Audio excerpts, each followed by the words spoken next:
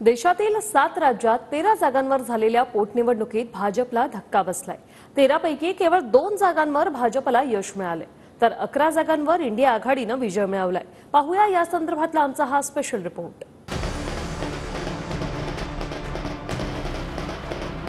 देशातल्या 7 राज्यातील 13 जागांवरील पोटनिवडणुकीत इंडिया आघाडीचा डंका वाजल्याचं पाहायला मिळालं।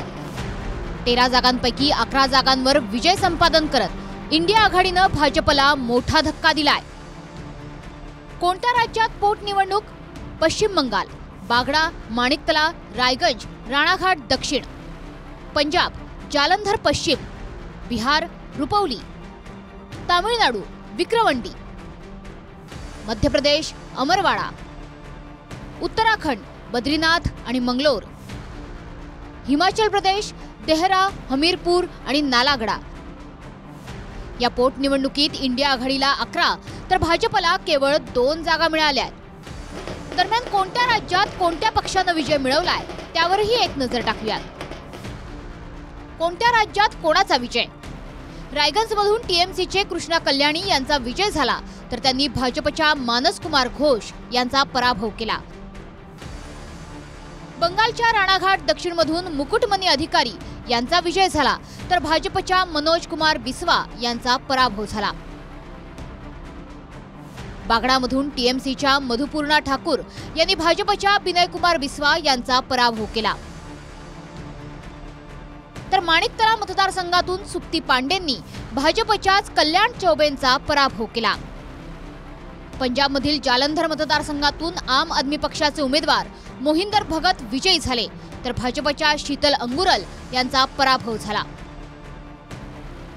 बिहारच्या रुपौलीमधून अपक्ष शंकर सिंग यांनी जनता दलच्या कलाधर प्रसाद मंडल यांना धूळ चारली।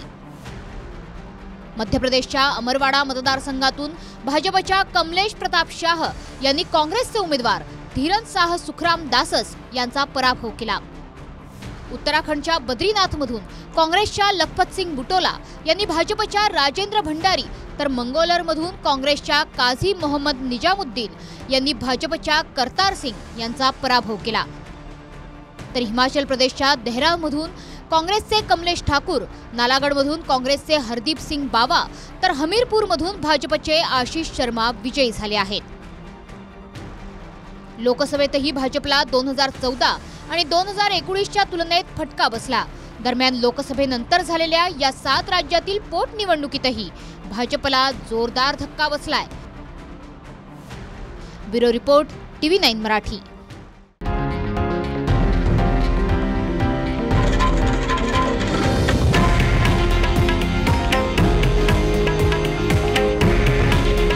हे आहे देशातील नंबर 1 न्यूज नेटवर्क आणि आपण पाहत आहात TV9 मराठी।